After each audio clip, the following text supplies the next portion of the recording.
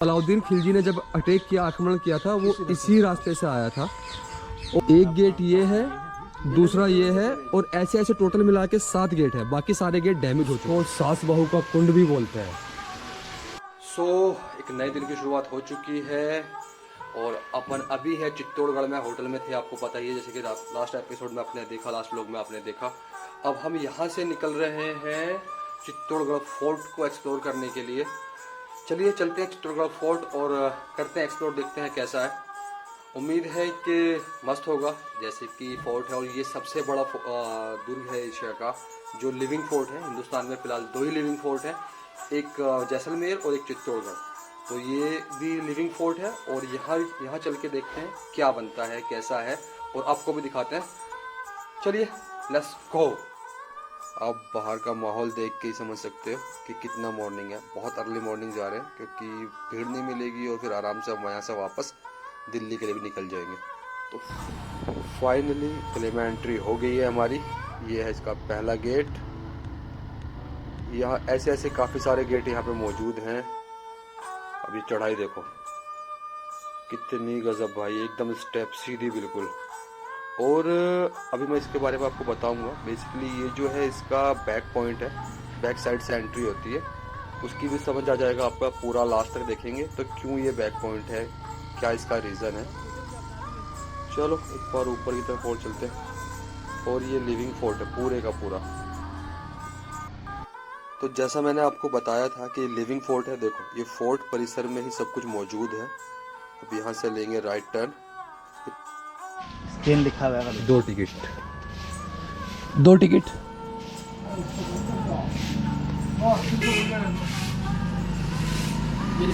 ये कितने सारे मोन्यूमेंट है विजिट आप करोगे ना, ये सारे मोन्यूमेंट है। तो ऐसा है कुछ यहाँ का टिकट का नज़ारा। और ये है पूरा चित्तौड़गढ़ दुर्ग का मैप, अगर आपको समझ आए तो।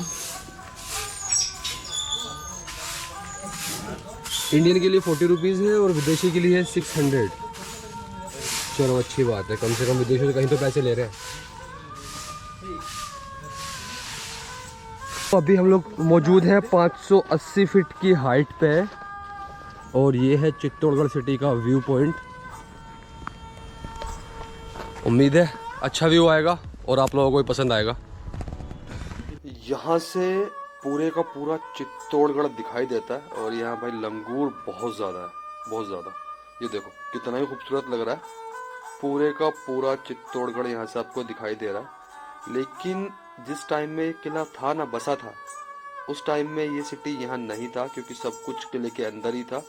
और ये बाद में बसा है। ये इसका पूरे का पूरा बैक एरिया है, पूरा बैक पॉइंट है इसका। और जो इसका फ्रंट गेट है वो दूसरी साइड से, वो भी मैं आपको दिखाऊंगा, तो आपको पूरा पता चल जाएगा। इंडिया का पहला ऐसा फोर्ट है जिसमें गाड़ी अलाउड है, बाकी किसी फोर्ट में अंदर तक गाड़ी नहीं जाता है। और हम लोग भी बाइक को अंदर लेके जाएंगे। हर मोन्यूमेंट पे बाइक है, हर मतलब किसी भी मोन्यूमेंट पे जो इस किले में मौजूद है 13 किलोमीटर के एरिया में फैला हुआ है। और इसमें अंदर तक गाड़ी जाती है हर एक मोन्यूमेंट पे। अगर आप आ रहे हो तो अपनी गाड़ी अपने साथ अंदर लेके आ सकते हो। और सजेस्ट करूंगा कि गाइड के साथ ही टूर करें, बिकॉज ज़्यादा बड़ा है तो आप इजीली इसको घूम सकते हैं, वरना कोई ना कोई पॉइंट छूट ही जाएगा। वर्ल्ड का सबसे बड़ा फोर्ट है, वर्ल्ड का सबसे बड़ा फोर्ट है। इधर आए तो सबसे पहले जो हम विजिट करेंगे वो है कुंभा स्वामी टेम्पल, जिसको राधा का भी टेम्पल बोला जाता है। इसमें राधा का भी टेम्पल अंदर मौजूद है। ये 1433 से 1468 के बीच बनाया गया था। ये है कुंभा स्वामी मंदिर। तो चलिए मंदिर परिसर में करते हैं एंट्री और आपको बताते हैं यहाँ का पूरा इतिहास। ये खूबसूरत मंदिर मूल रूप से भगवान विष्णु के शुकर अवतार वराह को समर्पित है। और ये वाकई में नक्काशी, खूबसूरत आर्किटेक्चर का एक बहुत ही खूबसूरत नमूना है। और इस मंदिर को महाराणा संग्राम ने अपनी पुत्रवधू मीराबाई, जिनको मीराबाई और कृष्ण के साथ जोड़ा जाता है, उनकी विशेष विनती पे बनवाया था। और इसके बारे में बहुत सारी कहानियाँ, बहुत सारी किंवदंती, बहुत सारी चीज़ें ऐसी जुड़ी हुई हैं, लेकिन मैं उन चीज़ों में अंदर डीपली जाना नहीं चाहता। आप एक लुक इसका और देख लीजिए। और ये बहुत ही खूबसूरत है। वैसे शुरुआत में इस मंदिर का निर्माण जो है वो 8वीं शताब्दी में कराया गया था। मीराबाई टेम्पल से बाहर, और देखते हैं दूसरी डेस्टिनेशन। अब हम किस साइड चलेंगे? नेक्स्ट पॉइंट चलेगा विक्ट्री टावर। अभी जाने वाले हैं विक्ट्री टावर। जोहर स्थल, शिवा टेम्पल, वाटर रीजन। पहले चलेंगे विक्ट्री टावर, उसके बाद में ये देखते हैं कहाँ लेके। 4 पॉइंट एक साथ में? बिल्कुल, विक्ट्री टावर, जोहर स्थल, शिवा टेम्पल, वाटर रीजन, चारों पॉइंट। तो ये जो सामने दिख रहा है ये है विक्ट्री टावर। अभी यहाँ से इसको एंट्री करेंगे, बट इसको जो एक्सप्लोर करेंगे वो अंदर की साइड से करेंगे, बिकॉज पहले हम जाएंगे जोहर स्थल की तरफ। ये सामने पड़ता है इसलिए पहले ये दिख रहा है। कुछ ऐसा है यहाँ का उत्तरी जोहर गेट। अब हम एंट्री कर रहे हैं जोहर कुंड में, जहाँ रानी पद्मावत ने जोहर किया था। और यहाँ पे 3 बार जोहर हुआ है इतिहास में। एक बार पहला 1303 में रानी पद्मिनी का, और दूसरा 1534 में बहादुर शाह जफर के टाइम पे, 1534 में बहादुर शाह जफर के टाइम में रानी कर्णावती का, और थर्ड हुआ था अकबर के टाइम पे। तो उस टाइम पे सेनापति थे जयमल फट्टा, जिनकी वाइफ थी फूल कंवर रूप कंवर। उन्होंने जोर किया था 8000 लेडीज के साथ में। तो फर्स्ट जोर हुआ था 16000, सेकंड हुआ था 13000, और थर्ड जोर हुआ था 8000 लेडीज के साथ में। और सामने जो मंदिर आप विजिट करो, 1000 साल पुराना टेम्पल है, 11वीं सेंचुरी का बना हुआ।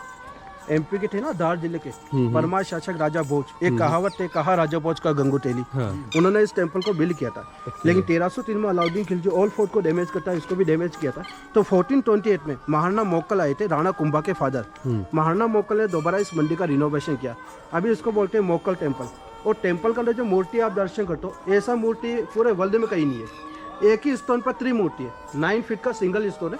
इसके ऊपर त्रिमूर्ति है, ब्रह्मा, विष्णु और महेश, बचाने वाला, मारने वाला, पालने वाला। जैसा अभी हमारे गाइड भाई ने बताया कि इस टेम्पल के अंदर 3 मूर्ति हैं, और जो सबसे बहुत ही ऊंची मूर्ति है वो भगवान विष्णु, ब्रह्मा, महेश तीनों को समर्पित है। और काफ़ी बड़ी, मतलब बहुत ज़्यादा हाइट की और सिंगल स्टोन पे बनी हुई ये मूर्ति है। इस जगह से निकलकर हम जा रहे हैं दूसरे परिसर में, वो भी यहीं पास में मौजूद है, जिसको सास बहू का कुंड भी कहते हैं। और जब भी कभी आप गूगल पे जो इमेज देखते हो वो इसी जगह की इमेज है जहां हम जा रहे हैं, सास बहू कुंड की। और ये जो आप पत्थर देख रहे हो ना, ये गवर्नमेंट ने बाद में खुदाई कराया था। तो मंदिर के जो अवशेष हैं वो सब यहाँ मौजूद हैं, सब यहीं कहीं रख दिए थे। इसको काफ़ी बार खुदाई करा के गवर्नमेंट देख चुकी है कि कब और यहाँ क्या हुआ, क्योंकि इतिहास को ये लोग चेक करते ही रहते हैं। और आप देख रहे हो ये एरिया पूरी तरह से खंडर है, क्योंकि यहाँ 3 बड़े बड़े युद्ध लड़े गए हैं और काफ़ी ज़्यादा नुकसान इस एरिया को पहुंचा था। जैसा कि आपको पता ही है कि जब भी कोई युद्ध होता है तो ये सब चीज़ें, टूट फूट, ये चीज़ें होती हैं।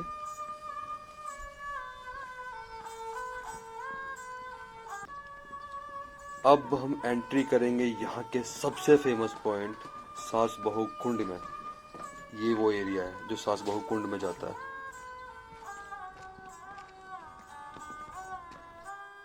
नीचे चलते हैं और देखते हैं क्या है। और जब भी कभी आप चित्तौड़गढ़ की गूगल पे इमेज सर्च करते हो ना, चित्तौड़गढ़ सर्च करते हो, तो इसी एरिया की पिक्चर आपको दिखाई जाती है। इसको सास बहू कुंड, गोमुख कुंड, अलग अलग नामों से पुकारा जाता है। और यहीं पे रानी पद्मावती का मंदिर भी है, जहां उनकी काल्पनिक मूर्ति लगी हुई है। ये वो सामने मंदिर है, अभी बंद है क्योंकि हम बहुत अर्ली आ गए हैं और मंदिर थोड़ा सा लेट से खुलता है। चलो थोड़ा और नीचे चलते हैं, बिल्कुल करीब से जाके देखेंगे, गोमुख कुंड के बिल्कुल पास से, ताकि आपको भी दिखा सके। अब आप देख रहे हो, यहाँ तक आप वीडियो को देख रहे हो। वैसे ये वीडियो बहुत लंबी होने वाली है।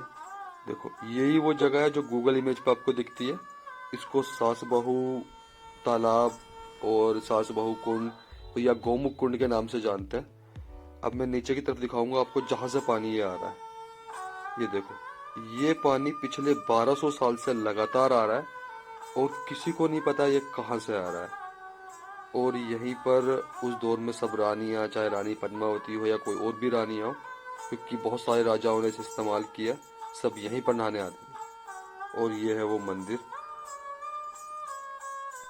ये वो मंदिर है जहाँ पे रानी पद्मिनी की काल्पनिक मूर्ति बनी हुई है। और अभी बजा है 8:32 और ये खुलता है तकरीबन 9 बजे। तब तक तो हम बहुत दूर निकल जाएंगे क्योंकि हमें यहाँ से निकलना भी है। अब चलते हैं वापस। वाकई में कुदरत ने बहुत सारी चीज़ें दी हैं। देखो ये किला रेगिस्तान में, राजस्थान में, और पिछले 1200 साल से यहाँ लगातार पानी बह रहा है। चलो यहाँ से निकलते हैं बाहर की तरफ। अब देखते हैं कि नेक्स्ट पॉइंट क्या है, ये हमें कहाँ ले जाने वाले हैं। और जब भी आप इस किले में आओ तो गाइड ज़रूर करना, बहुत इम्पोर्टेंट है। वो आपको हर एक चीज़ बताएंगे क्योंकि बहुत बड़ा किला है। और ये वीडियो बहुत लंबी होने वाली है भाई, आखिर लास्ट तक देखना सारी इन्फॉर्मेशन के लिए। ये जो पूरा एरिया आप देख रहे हैं, ये जौहर कुंड का ही एक हिस्सा है। और ये जो नीचे आप कुछ खंडित अवशेष देख रहे हैं, ये खुदाई के वक्त में सरकार को जो मिले यहाँ पे वापस, वो सब है। उनको उन्होंने यहाँ एक जगह रख दिया है। पूर्वी जौहर गेट, जहाँ से अपन एंट्री किया वो उत्तरी जोड़ के, और वो है उत्तरी जौहर गेट। और ये है विजय स्तंभ। अब हम चल रहे हैं विजय स्तंभ की तरफ। देखते हैं विजय स्तंभ जो है डमरू के आकार में बनाया हुआ, और राजस्थान पुलिस के शोल्डर पे भी इसी का निशान होता है। पहले इसमें अंदर से एंट्री कर सकते थे, बट फिलहाल इसमें अंदर से एंट्री नहीं कर सकते क्योंकि कोविड के बाद में सरकार ने इसको अंदर से बंद कर दिया है। अगर आप देखोगे तो ये 9 हिस्सों में बना हुआ है। इसे मेवाड़ नरेश राणा कुंभा ने 1440 से 1448 के बीच बनवाया था। और इसका नाम विजय स्तंभ इसलिए है क्योंकि महमूद खिलजी के खिलाफ जब उन्होंने जंग में जीत हासिल की थी, उसके बाद इसको बनवाया था। एक विजय पताका के रूप में एक जगह हम जीत गए हैं। और ये वाकई में खूबसूरत है, बहुत शानदार है, बहुत ही आलीशान है। वो जो सामने वाला गेट है ऊपर जो आप देख रहे हैं, वो वहाँ तक जाने की कोशिश की, बट वो बोले कि वहाँ एंट्री नहीं है बिकॉज वो सारा हिस्सा क्षतिग्रस्त हो चुका है, जर्जर हालत में। और एक ये भी पोल है यहाँ पे, काफ़ी खूबसूरत मुझे लग रहा था, तो मैंने सोचा क्यों ना इसके नज़ारे भी यहाँ से कैप्चर किए जाएं। ये भी वैसे खंडित है।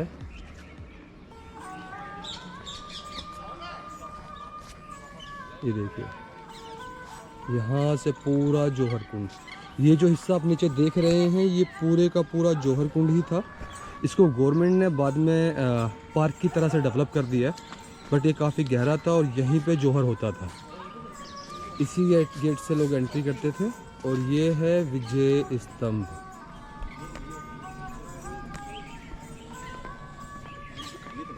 की तरफ देखते हैं क्या है ऐसा। और भी यहाँ पे बहुत ही खूबसूरत नज़ारे। और सबसे पहली बात, ये अर्ली मॉर्निंग है तो इतनी गर्मी भी नहीं है और वेदर भी अच्छा है।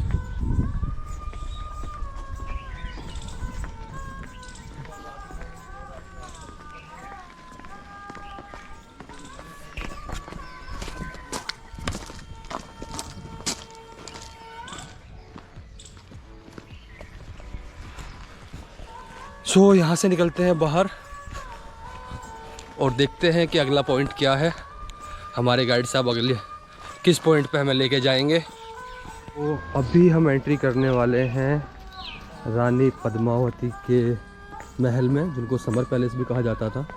बेसिकली ये तो वो मेन जगह नहीं है, इसके विंडो से वो मेन जगह दिखती है। फ़िलहाल तो गवर्नमेंट ने इसको गार्डन के तौर पे डेवलप कर दिया है।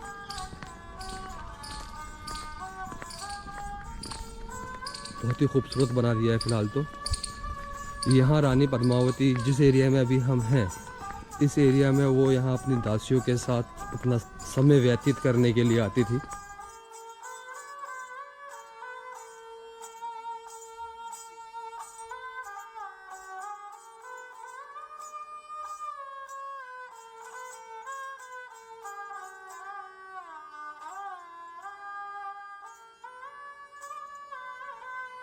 अब हम जा रहे हैं उस हिस्से की तरफ जहाँ से खिलजी ने रानी पद्मावती का अक्स देखा था पानी में। जैसे आपको वो जो रानी पद्मावती मूवी है उसमें आपको दिखाया गया है कि जो रानी पद्मावती का जो अक्स था वो शीशे में दिखा था, बट उस दौर में शीशे होते नहीं थे। तो उनका जो अक्स था वो पानी में उन्होंने देखा था, क्योंकि राजपूतों में पहले से ही पर्दा प्रथा है जो आज भी मौजूद है। देखिए, ये है रानी पद्मावती का समर पैलेस, जिसमें समर के टाइम में वो रहा करती थी। और यहीं पे नीचे वो उन सीढ़ियों पे बैठी थी और उनका जो अक्स था वो इस पानी में, जो ये पानी है इस पानी में पड़ा था। और जहाँ हम मौजूद हैं यहीं से अलाउद्दीन खिलजी ने उस अक्स को देखा था।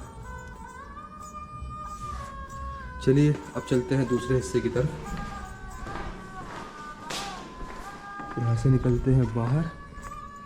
इस एरिया को कुछ इस तरह से डेवलप किया गया है कि चारों तरफ से ये आपस में कनेक्टेड है, इसके चारों दरवाजे।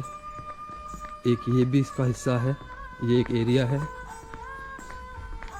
और एक ये दरवाज़ा भी है। देखते हैं कि क्या है। चलो इधर चलते हैं, पहले इस हिस्से में चलते हैं। इस हिस्से से जल महल आपको बहुत क्लियर व्यू होगा, बिकॉज ऊपर ना जालियाँ लगी हुई हैं जहाँ से हमने दिखाया था आपको, और मेन पोर्शन वही था जहाँ से अलाउद्दीन खिलजी ने रानी पद्मावती का अक्स देखा था। अब है एक ये हिस्सा जो काफ़ी खूबसूरत है। यहाँ से आपको व्यू काफ़ी क्लियर मिलेगा।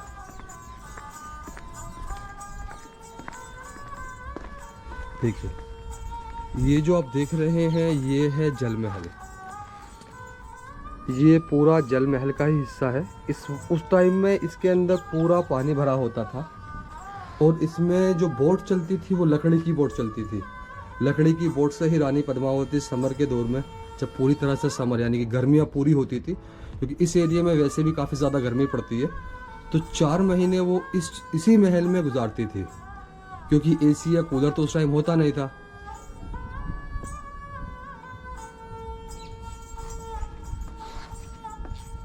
चलते हैं यहाँ से बाहर की तरफ।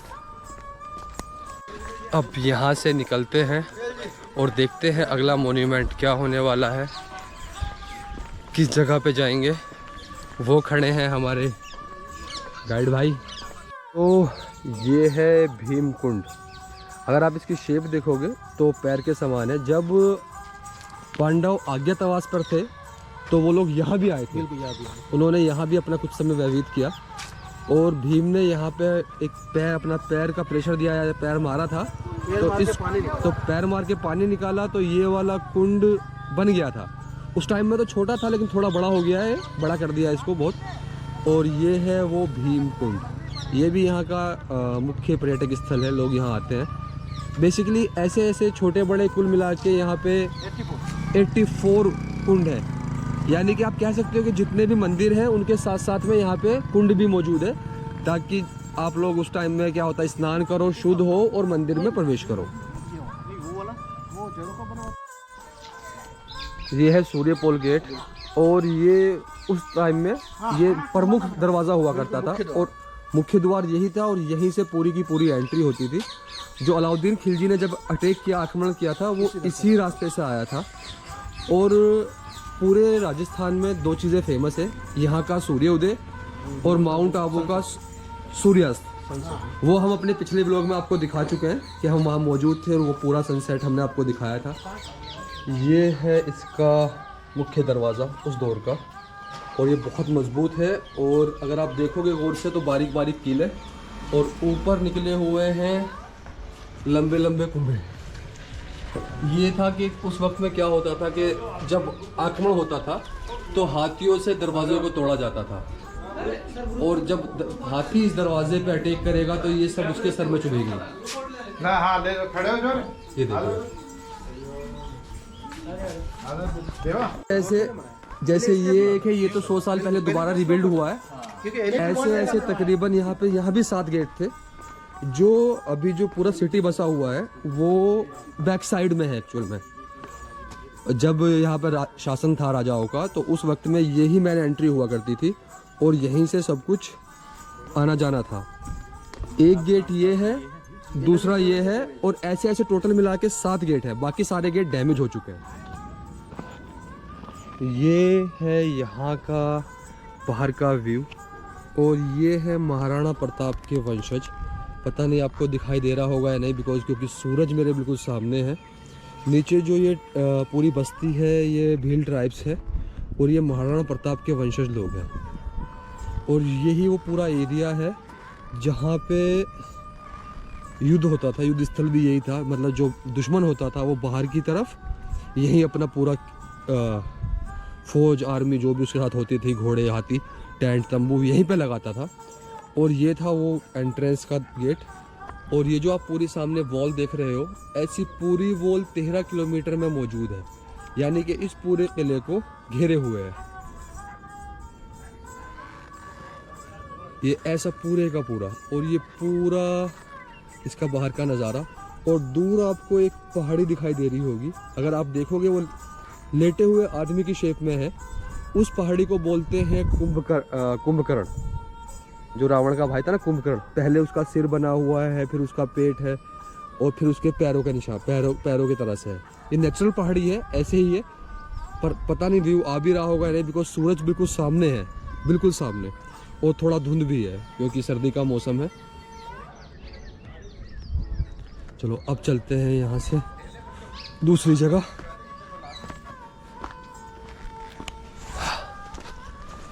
सो ऐसा था उस वक्त का मेन एंट्रेंस, क्योंकि अभी जो हम 7 दरवाजे पीछे से क्रॉस करके आए थे वो इसका बैक है, और यही है इसका मेन एंट्रेंस। ये रहा, ये था इसका उस टाइम का मुख्य द्वार। ओह चलो, क्या? हाँ ये हमने नोट नहीं किया था। चलो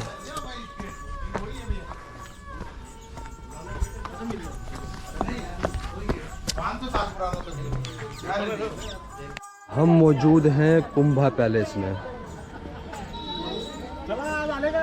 कुंभा महल 1433 टू 1468।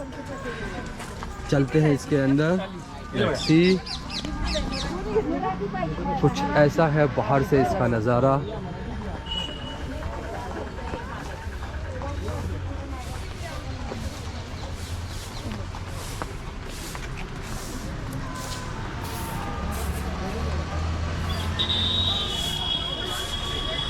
ये मैं और ये इमरान।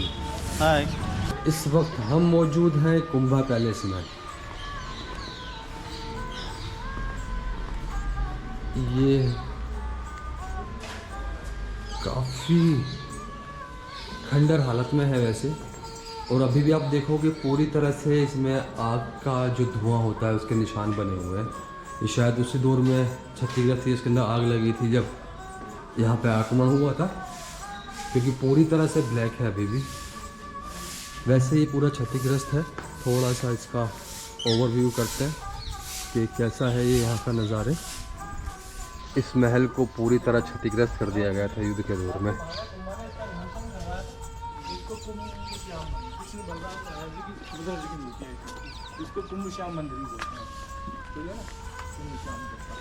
और जो लाइट शो होता है उसके नज़ारे भी इसी के ऊपर दिखाए जाते हैं। चलते हैं थोड़ा ऊपर। जो रात में यहाँ लाइट और साउंड शो होता है ना, वो पूरे का पूरा यही पूरी लाइटिंग इसी के ऊपर करते हैं। देखते हैं कितना ऊपर तक जा सकते हैं। ये तो नो एंट्री का बोर्ड लगा हुआ है, यहाँ से ऊपर नहीं जा सकते। देखो पूरी लाइटिंग जो है यहीं पे है। इसमें शायद ऊपर नहीं जा सकते इससे। बेसिकली क्या है, कुंभा पैलेस को तो पूरी तरह से तहस नहस कर दिया गया था, और अभी भी आप देखोगे सिर्फ खंडर ही है।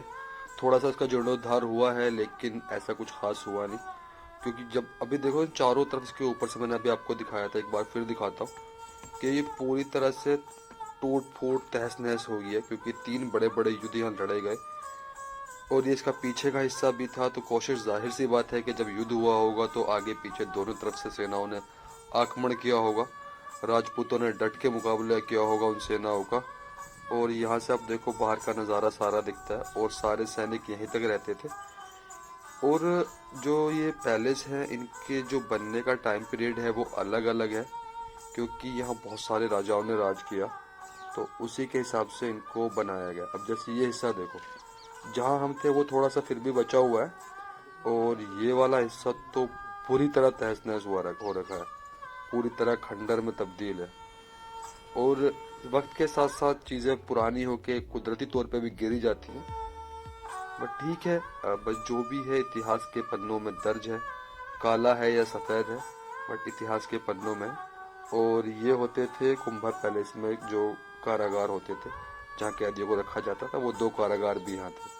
देखो पूरी तरह से इस एरिया पर छत वगैरह कुछ भी नहीं बची हुई, पूरी तरह से ही ये हिस्सा खत्म है। कुछ ऐसा है पूरी तरह से अंदर कुंभा पैलेस का नज़ारा। इस वक्त हम मौजूद हैं कुंभा पैलेस के बिल्कुल बीचों बीच, और अगर आप देख पा रहे होंगे ये एरिया पूरी तरह से इस वक्त क्षतिग्रस्त है। यहाँ कुछ बचा नहीं है, सिर्फ खंडर ही खंडर यहाँ मौजूद है। पूरे का पूरा कुंभा पैलेस खंडर में तब्दील हो चुका है, लेकिन देख के जो फील आ रहा है, एक हेरिटेज, आपको ज़रूर यहाँ आना चाहिए।